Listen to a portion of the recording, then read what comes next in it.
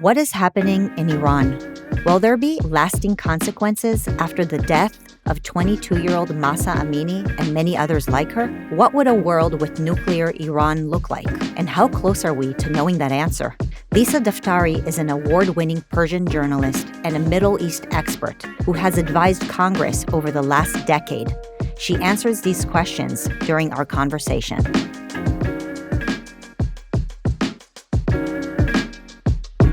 So glad to have you here. Thank you for having me, and thank you for giving this subject some time. Well, this is your second time here at PragerU talking about Iran. I feel like you were here a few years ago. You were warning us. I don't know if we're there yet as far as what you were warning us about, but it's certainly worthy of a discussion because things have gotten pretty intense in the region. Yes, and a lot of people are obviously calling it a tipping point for many reasons, right? So the proverbial straw that broke the camel's back, and now we have Iranian people all across the country, in Iran, in all sorts of cities, in all sorts of rural and urban areas, out onto the streets telling us no more. So you're from Iran, or your parents are from Iran. Do you still have family there? We don't. We have extended family. I obviously have a network of sources there because I've been covering the region for such a long time. And really being in touch with such a large patchwork of the population, all sorts of people in all walks of life. And it used to be the case, even 10 or 15 years ago, that Iranians were very fearful of speaking out. If they would send me videos or would give me quotes, they would not want to be identified for fear of retribution, for fear of government crackdowns. They wouldn't post on social media. They wouldn't want their faces or identities revealed. But now it's the opposite. And we're seeing such a tremendous amount of courage from these people. It's really different this time around. How did your parents have the foresight to leave? I mean, how were they not duped? Oh, interesting. Well, I don't know if it was accidental or not, but my father was a study abroad student to New York. So he came out of the country when he was 16 years old. This is prior to the revolution, of course. And he went back on a winter break and he met my mother. And then they started dating. And when they got married, it was just before the revolution. They got married a year before the revolution. And their plan was to be in New York until my father finished his studies and then to go back. But they happened to be in New York during the revolution. And then they saw kind of what was brewing.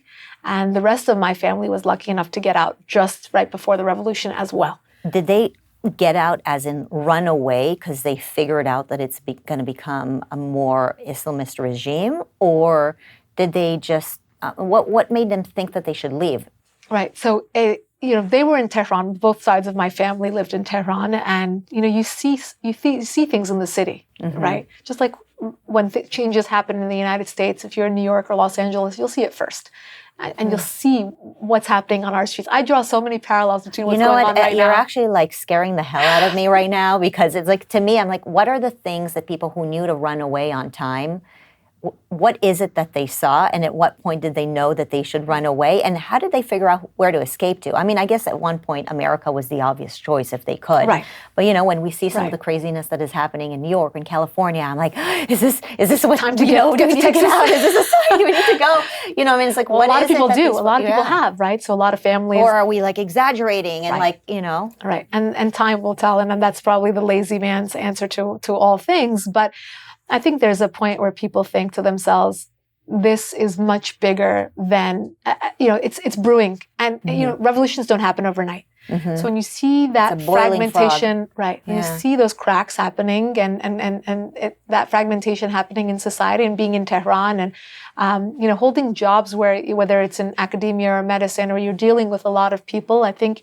you have a sense for what's about to come. So your parents were able to leave with their money, but then you have family members who had to leave after the revolution and had to leave everything behind. My grandparents left buildings behind and left, their everything. How did they leave? Literally. Did they get permission? They took one suitcase and then they came to see, let's go to New York for a little bit until things calmed down. And then that was it. They left with their one suitcase. Yeah.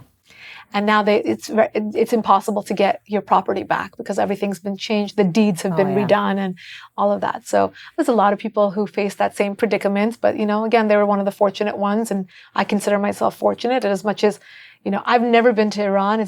I speak the language. I read and write the language and communicate with the people there daily. But at the same time, I do consider myself very fortunate to have this freedom, to have the ability to dress this way and look this way and say what you want to say. I want to say openly and publicly. So yeah, it's an added advantage, but also it's a responsibility that I feel on my shoulders to be their voice right now.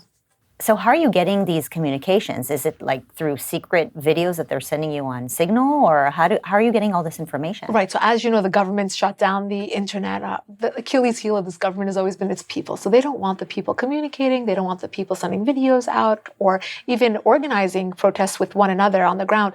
So people have ways of using VPNs and proxy servers to get the information out, but they're mostly sending them through Telegram or WhatsApp or whatever they can get their hands on. Generally, Instagram and WhatsApp has been more difficult to access since the internet's been shut down, but they find ways. And that's really the perseverance of this population. And this is what they're telling us. I mean, this last round of protests has been over the killing of Mahsa Amini, a 22-year-old girl who was taken in by the so-called morality police. And I hate that translation. It's not a proper translation, but it is a segment of the regime forces that are entrusted solely with the task of making sure that you are Sharia law compliant, that your head's covered, your clothing's covered, that you're not walking around with your boyfriend, that you're not touching, you're not kissing, you're not doing any of the things that they forbid.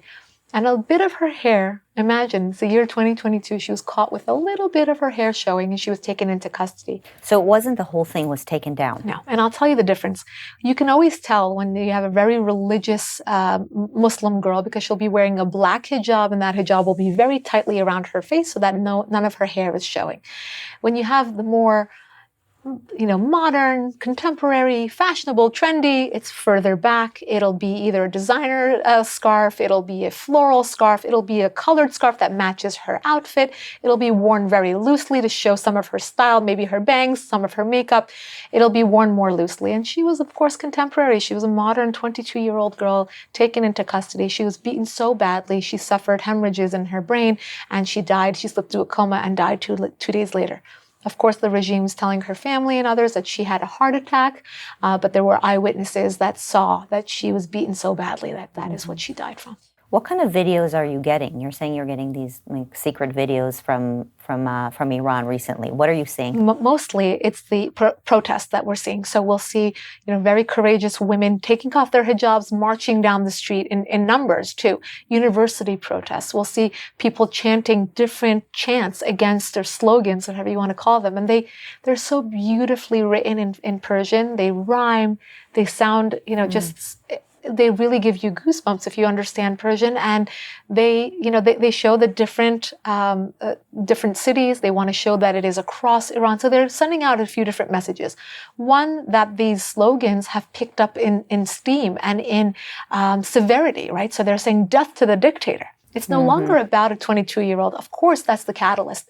And each time the people of Iran come out onto the street, it'll be a different catalyst.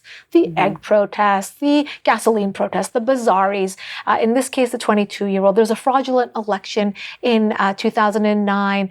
Before that, you had the 1999 university protest. So there's always a catalyst. I remember when they tossed off the college students. Absolutely. That was horrible. Absolutely. And there's some graphic images from each time that these kids come out, right now it's all ages.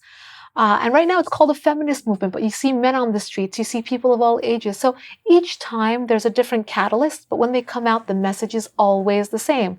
Death to the dictator, the end of this regime. They're calling for regime change. Do you think people are going to just continue rioting or protesting on the streets for months? I'm like, how long can they even hold on doing that kind of thing? It's been going, I mean, they've been burning down, like Basiji headquarters and overturning cop cars. And they went into the universities last week. And what they tried to do was they closed off the university. The kids couldn't get out of the dorms. They just started indiscriminately shooting at these kids. We don't even know the death tolls yet.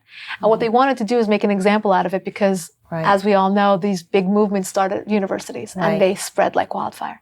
And instead of it being kind of like a warning for other kids not to come out onto now we're seeing all sorts of copycat protests across universities in Iran and even high school students. There's a lot of video, and I have it on my website, with high school girls taking off their hijab. One of the schools even kicked out the headmaster because she was like, "Go back into your class," trying to kind of shut down the protests, and she wouldn't have, the kids wouldn't have it, the girls. So we're seeing a lot of courage. We're seeing a lot of bravery, and I don't know if they're willing to let this kind of fizzle away. They're more committed than ever before. And they're more vocal, and there are larger numbers of them. And as one side becomes more brazen, so does the other. So we are seeing more crackdowns. We're also seeing more courage on the part of the girls and the all of them, the students. What a terrible time for these people. It's just awful. Imagine being a parent and hearing about these 16-year-old girls who are just shot at point blank, and you don't even get to collect the dead body, by the way. Right. You don't even get to mourn your child, but then being a parent and having your child go out the next day, and being okay with that, and having to understand that your child has to do that. I mean, it's difficult. I do imagine how difficult it is, because on the one hand, you want to tell them, keep going. Like, we're sitting here at the convenience of my office, keep going, keep fighting, make sure she doesn't die in vain. You've had other incidents, but you didn't push hard enough, keep pushing. But on the other hand, saying that kind of thing is like, well, somebody's child is going to die. Somebody's best friend is going to be murdered. Right. It's just, for what? Yeah. For what? For coming out and peacefully protesting? Yeah. And it's mind-boggling. And this girl, Mahsa Amini, she's won. There's so many untold stories. But to lose your life because your bangs were showing, it's crazy. It's unbelievable. It's absolutely crazy. I mean, the Iranians are extremely mad. They're also, the Iranian Americans are really mad at people like Oprah and AOC and Ilhan Omar and Rashida Tlaib and Nancy Pelosi, and the list goes on, of people who have the platform and are not raising their voices. Why are they not saying anything? It just seems like such an easy thing to take on. It does, right? But I think that, well, in the case of some of them, they are just following the foreign policy of this country. And if they want to get back into the Iran nuclear deal, they don't want to ruffle any feathers. It's crazy. They want to give billions. They also want to tiptoe around the Iran regime. Just like we allowed them to have their visas and come to the UN in New York 2 weeks ago, and to do what? To prance around and to blame the United States? So the tune that they're getting, the celebrities are getting, again, the tune from the White House to just kind of like wash their hands and not get that involved. Right. All the Persians that I know in the United States are sophisticated. Really, they are. They're go-getters, and somehow you guys come here, you become doctors, attorneys, journalists, really incredible people. When I think of people who come from an Iranian background, it's almost surprising to hear that they come from a country that is an Islamist dictatorship. Correct. There's something that doesn't match between the government and the people. And so when you speak about how, they're writing this poetry and, they want to burst out of this like oppressive regime, it really sounds like there is a serious disconnect. Over the years, we've heard about these protests, but every time there's a protest, things seem to get even worse. And I think the best way for me to at least understand what is going on is to understand a little bit of the history of that region. How did the people, that is a group of people that are so sophisticated, and Persians are generally not tribal, right? How did they get here today? Where did all of this start? Can you just give me a quick synopsis of that? Sure. And if you remember the Arab Spring of 2010, if you remember the talking points that we would hear in this country is, when you create a political vacuum, you don't know what you're going to get. And I guarantee you that lesson was first learned in 1979 with the Iran Revolution. And the reason for that is the people did come out onto the streets. It wasn't in tremendous numbers like you're seeing now. It was more contained to certain cities. Right now you're seeing it all across the country. And of course, no society, no government is perfect. So when they were protesting certain aspects of the Shah's rule, they didn't know what they were going to get. They didn't realize that this was going to cause a revolution that would be supported by the West, that there would be a figure like the Ayatollah Khomeini to swoop right in and to steal the revolution. One of the slogans that you hear on the street right now, two, I should say, that are very telling. One is, what a mistake we made making a revolution. And it rhymes in Persian, so it's not as floral in English. چه اشتباهی کردیم انقلاب کردیم. So what a mistake we made making a revolution. And another one is calling upon or evoking the name of the Shah, his father, and even his grandfather. So, it's very interesting. The son of the Shah, the exiled Prince Pahlavi, he lives in the outskirts of Washington, D.C. He has not been in the country for 43 years, but yet they are saying his name on the streets of Iran. It's tremendous to think that this generation that's out on the streets, most of them are, your age, my age, or younger, meaning they never lived under the Shah's regime. They only know this regime, and yet they are having this faux nostalgia for the government that their parents lived under, because they see their mothers went to college in miniskirts, right? In stiletto heels, in tank tops, with whatever hairstyle they wanted. And they're out on the street saying, give us back our country. This was a stolen revolution. Give us back our country, our legacy, our civilization. And exactly as you said, the Census Bureau even has done studies on the Iranian Americans being one of the most successful immigrant groups to this country. And I'm so glad you point that out, because the goal of the Iranian population as of 2009 was to say, we're different. This government does not represent us. We don't have reporters on the ground, but now we have social media. And if you remember in 2009, it was also dubbed the Twitter revolution, because those Iranians were brave enough to tell their own stories as citizen journalists. They sent us videos, we have no excuses to say we don't know any better. We know that they're not, they don't want this government. They don't want to live under Islamist Sharia law society where the worth of a woman is half that of a man, where a woman cannot apply for a divorce even if she's being beaten for fear that she won't have custody of her children. And these are the things that they're fighting for, basic when rights. When you think that they're lamenting over the revolution, are they also lamenting over the detachment from the West? I mean, when I think about the revolution, I think about what an amazing relationship Iran had with Israel, with the United States, and then in come the Ayatollah and essentially changed that. And essentially he ran on this platform that Iran should move away from a relationship with the West, right? And that was his whole thing. Right. And so do you think that the folks there are now recognizing that that was the mistake and that a relationship is a positive thing for them? And that's really a great question to ask, because when this regime came into power, they had no choice but to do something to rally people around the flag. So they got involved in the Iran-Iraq war. Really quickly, they made for themselves this nationalistic pride that was based on lies and propaganda about the big Satan being the United States and the little Satan in the region being Israel. And they turned everyone to say, we're now martyrs. If your child died in the Iran-Iraq war, you became a martyred family. So you became more religious. You get the government handouts, right? So they pulled people in using this propaganda. Over the years, people realized we're isolated because of our government. We should be having, Starbucks in our country. We should have access to Apple iPhones in our country. We shouldn't be sanctioned. We should have access to American goods. We should have a relationship with Israel, just like a lot of the moderate Arab states now have through the Abraham Accords.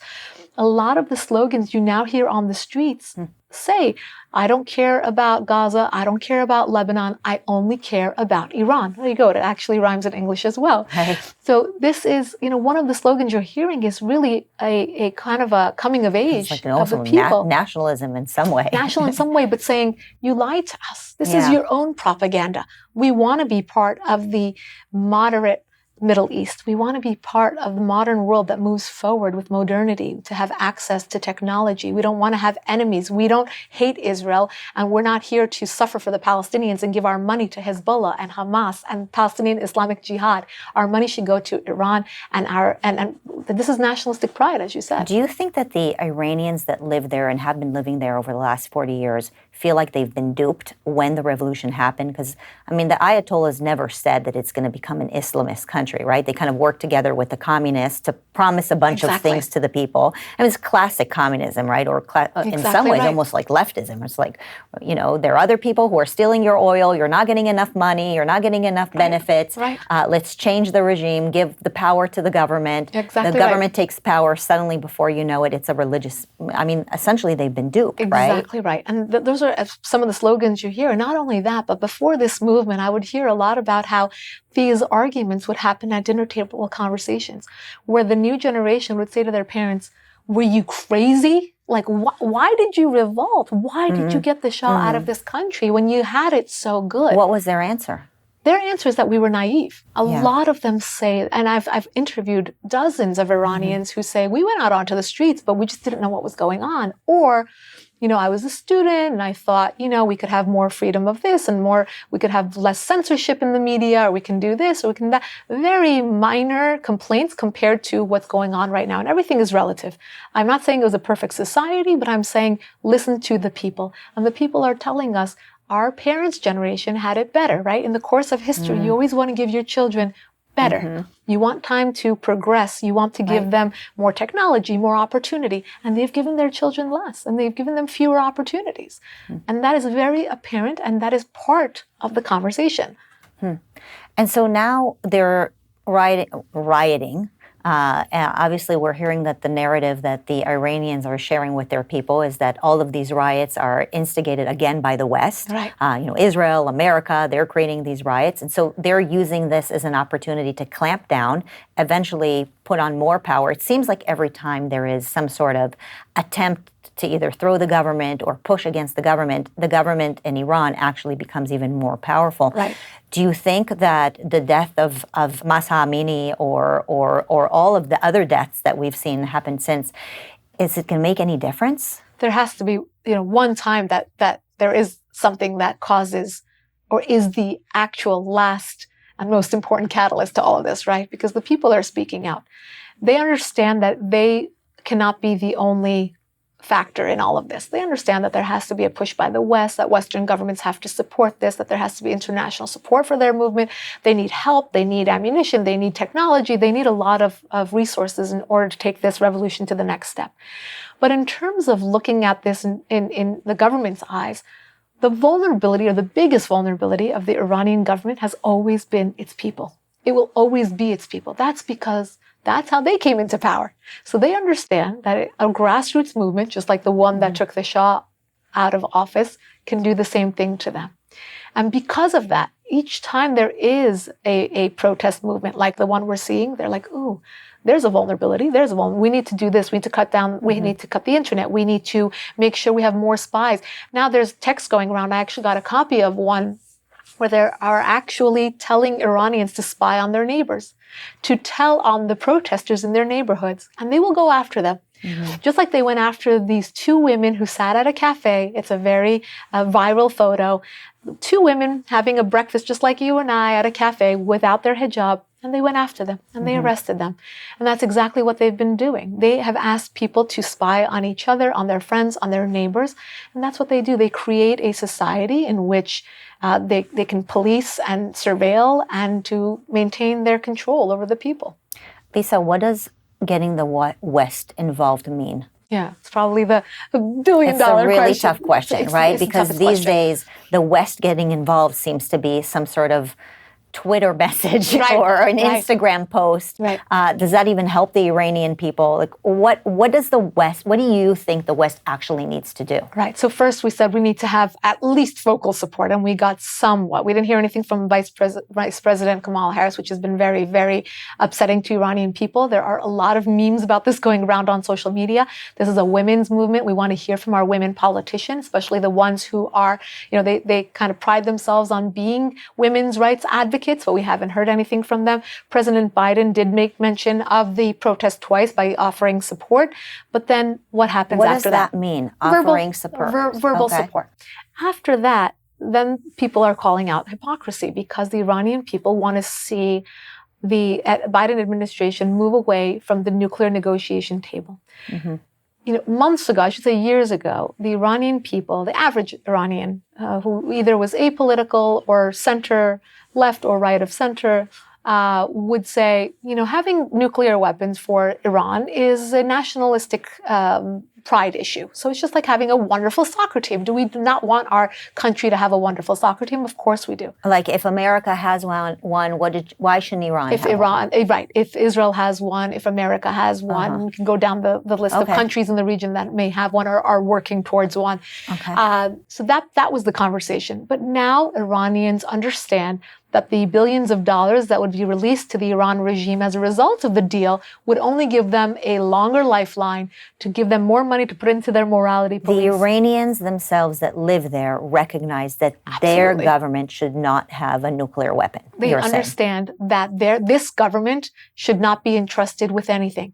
And there is, a saying, if our government had rope in its hands, they used it to hang us, right? So anything that this government gets will not be for the people. Let me give you a better example. The billions of dollars that were released in the last JCPOA under President Obama in 2015, where did that money go? It did not go to relieve the pressure, the economic pressure on Main Street That was Iran. the money that was flown in there on airplanes? Correct. That whole thing? Where did it go?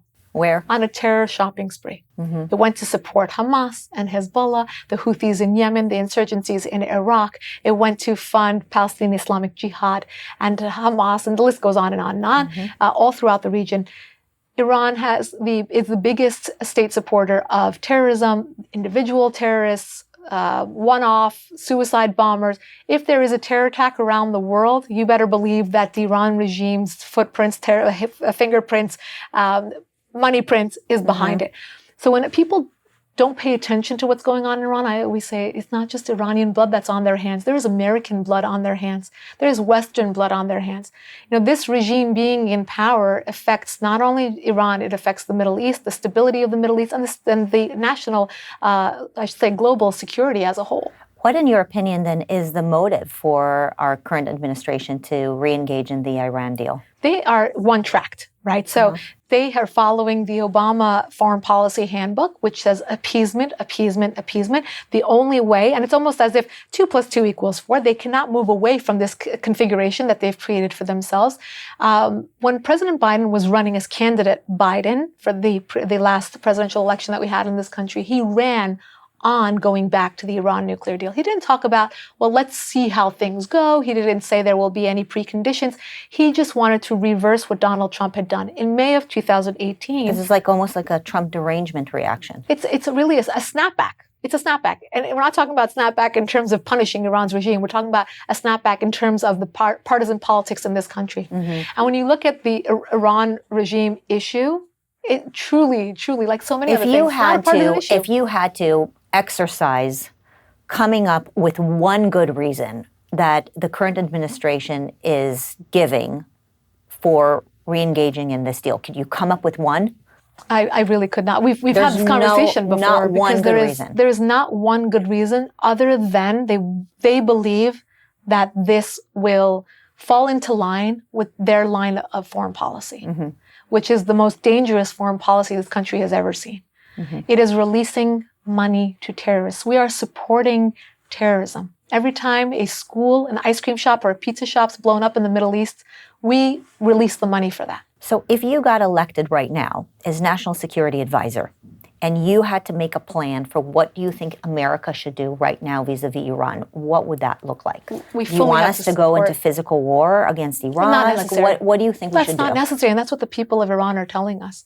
I think we have to take a cue from the biggest ally we have in the Middle East, and that's the Iranian people. 80 million, the majority of 80 million people are telling us, they're giving us the cues not to get back into that deal, not to release money to to their regime, and to starve them, to truly starve them. Look, the Iranian people are the ones that take the burden of the sanctions. So it's not easy for me as an Iranian or as a journalist or as an honest person to say they should be sanctioned because they're the innocent ones. And we know that their regime is masterful enough to pass on the economic burden onto the people.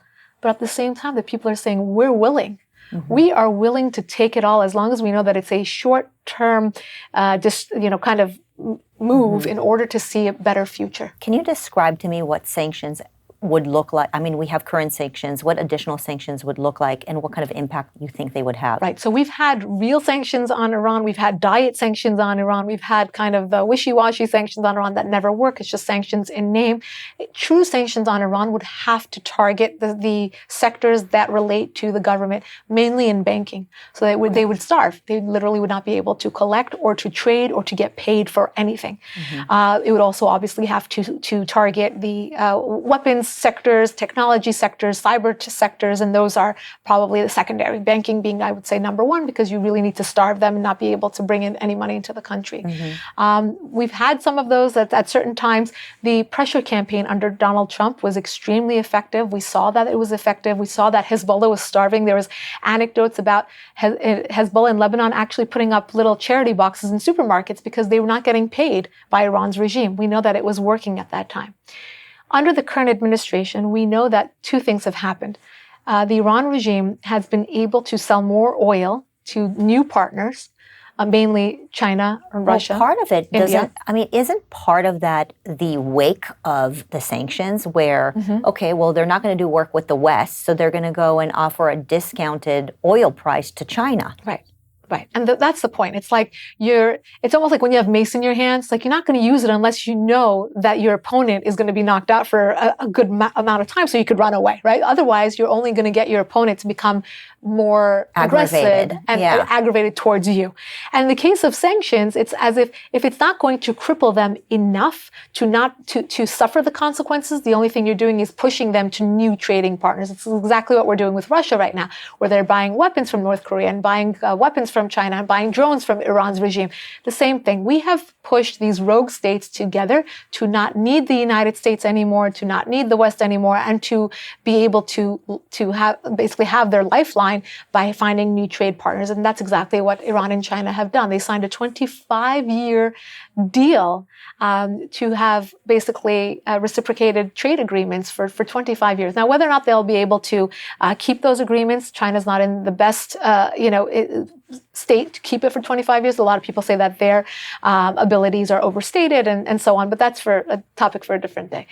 In terms of Iran, the regime has found many ways of finding loopholes to work around the sanctions because these sanctions in name only have been placed on them for such a long time. So the point about sanctions, if I were to advise the current administration, is you either do it or you don't. You have to commit to it in a serious way that will cripple the regime, or you don't. But my main point to anyone who wants to know anything about what's going on in Iran right now, follow the people and follow this movement. Is a great way to follow the people in the movement is through your foreign desk. Do you actually post some of these videos? We do. Our in? Social media has been around the clock. We post videos that are coming straight from Iran, from the Iranian people. We post their slogans. We post the women without their headscarves. We post their chants. We followed the university protests over the weekend, where a couple of the universities were kind of closed off, and there was a besiegement of the universities. We do it also. It's the website. You can follow us on social media, on Twitter. We try to keep up to date on this. So what I want to ask you is, why should Americans care about Iran right now? Because we have our own issues here in America, right? Whether it's our own border or voter issues. I mean, we certainly have plenty of things to stay up late at night. Right. Why should we care about Iran? Right. I mean, it's on the other side of the planet. Right. I always say there's something for everyone, right? If you care about women's issues, you should care about Iran. If you care about... Well, yeah, but there are women who are oppressed in other countries other than Iran, too. Like, I can give you a whole list. Sure, but there are a lot of hypocrites on the streets of Los Angeles or New York or anywhere else, crying out about women's rights, but then they're silent about the women of Iran. But I'll tell you, the reason why people like you and I should care about it is because we pay attention to national security. We know that at our southern border, which is a domestic issue, right? We know how many thousands of migrants that came through actually had Middle Eastern passports. Middle Eastern passports coming from states in which they cannot be vetted. There have been 4 or 5 members of ISIS just the past week that were caught there. They're members of Al-Qaeda. They're flying into like Mexico and then they're coming up because they know it's a vulnerable Mm-hmm. border, and that's their best way in. My point is this: if you care about global terrorism, if you care about national security, if you care about the stability of the Middle East, it will always trickle into our domestic issues here at home. It will matter if you care about your child going to, before the pandemic, we talked a lot about, security. I think we've kind of let our guard down a bit because of the pandemic. When you walk into a stadium, because of my training in counterterrorism, always think they didn't even check our bags. But other people think, well, nobody's wearing a mask in here, right? So the terrorists know that we're vulnerable, especially right now, because nobody is checking for that. Nobody is looking for. Well, we're telling them that America now believes in open borders. Well, at least the government, our government does. Our people don't, but our government does. And they got the memo, or else they wouldn't be showing up at our southern border, right? Sure. And because of that, and because of the vulnerabilities that we have, we certainly don't want to be funding that terrorism by giving billions of dollars to terrorists, but we don't want terrorism. We don't want terrorism in the world. We don't want it in our hemisphere. We also know that the Iran regime has tentacles in Latin America. They have headquarters and Basiji headquarters set up in places like Bolivia and Venezuela, especially in Brazil. They have a large presence just at our footstep, and people don't talk about that too often, but they're here. They are here. They can reach us. They can reach the little Satan. They can reach the big Satan. And look, it only takes one time for them to be right and for us to have the right lens in our foreign policy to stop them when we can. Do you think that the reason that our current administration is not as assertive about these things is because it's just easier to kick the can down the road, and the whole system of, well, in 4 years somebody else will deal with it? Right. Is that this appeasement thing kind of fits within that whole narrative of, like, let me kick it down the road so somebody else will handle the situation? Sure, but it also fits their lens of, like, we're bad. Right? We have to erase our history. We have to cancel our teachers and cancel our police officers and cancel anybody who wants to respect the United States. And yet we will bow down to our enemies and bow down to the terrorists and negotiate with terrorists and give them billions of dollars and shake their hands because it makes us feel like we did the right thing. But it also isn't kicking the can down the road, as you said. This is the administration that didn't want wars. How many wars are we now involved in? How many potential wars will there be at the end of this administration? You always have to think about what are our enemies thinking when they look at this country and the division that we have here and the foreign policy or lack of foreign policy that we have right now. I mean, this is dangerous. It truly is dangerous. I'm not trying to be, an alarmist by any means, but when you have the opportunity to stop evil where it won't trickle down into our hemisphere, whether it's in Latin America or at our border or coming into the United States, that's when we should stop it. And as a bonus, we can help the people of Iran who are asking us for help. What would be your final message for those who are tuning into this issue right now? Like, is it a message of hope? Is it a message of get off your seats and do something? Like, what is your message? I think there is a message of hope here. I think I loved your first question, which was, seeing the Iranian people tell us that they're more like us than not. They really are more like us, I think. So, right? They truly are. They are not a communist by any means. They're extremely capitalist. They are so entrepreneurial. There is so much potential in that country. And the message of hope here is to say that they are not our enemies. So if they're saying to us, help us get rid of our mutual enemies, we should be paying attention. If they're telling us that we want to have a free country, a capitalist country, a country of democracy, a country where we have the same opportunities you have in the West and we can be allied, why wouldn't we be listening? I mean, I would imagine that having Iran as an ally again, as it was in the 70s, to the United States, to Israel, would be an incredible thing for the West, right? I mean, that region is just becoming more and more dangerous. And having Iran actually become a country that seeks progress and not digression would... Would you agree with me that it should be in the West's best interest to make sure that place becomes an ally? Are there other people who are saying otherwise? Are some people saying, oh no, America wants a war in Iran? I mean, you see these things on the internet all the time. Because people have lied to themselves. For 43 years, there are many, even academics especially, I should say. Yeah, my favorite. The academics are my favorite. Hi, academics, love you all. Right. They have lied to us all. About, the reason I went into this line of work, I remember in 8th grade, my first term paper was writing about the Iran Revolution, because I understood why my family had to live here. We were Iranian and we lived, on the East Coast. But I wanted to explain to my teachers and classmates the difference between Iran's regime and the people. And this is really like, what is this, 90s, early 90s, about what that means and why we should be paying attention to, the difference between the people. And this is years ago, right? And then, obviously my line of work kind of changed in after 9/11. I, again, was drawn to this line of work to contextualize what happened to this country after 9/11. And to say foreign policy is not foreign. It's domestic policy. Because at the end of the day, when we talk about whether it's Iran or the Arab Spring, or we talk about any changes globally, it's all for the betterment of our national security here at home, our southern border, Latin America, all of it. And I think the Abraham Accords are the best case study for why we need to bring in moderate states. It's going to be that the globe will be divided into two parts, them and us. And them are the terrorists, and us are the moderates who want to live a good life. They don't want to blow themselves up. They want to live a good life. They want a new iPad. They want a new MacBook. And those are the kids in Iran.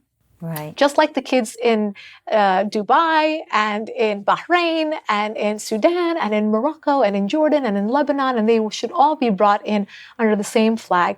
And that's what the Abraham Accords did. And a lot of people throw around the term Cyrus Accords as a potential accord between Israel and Iran because their populations are, again, more similar than not. We're seeing a lot of support in Israel for the current protests in Iran.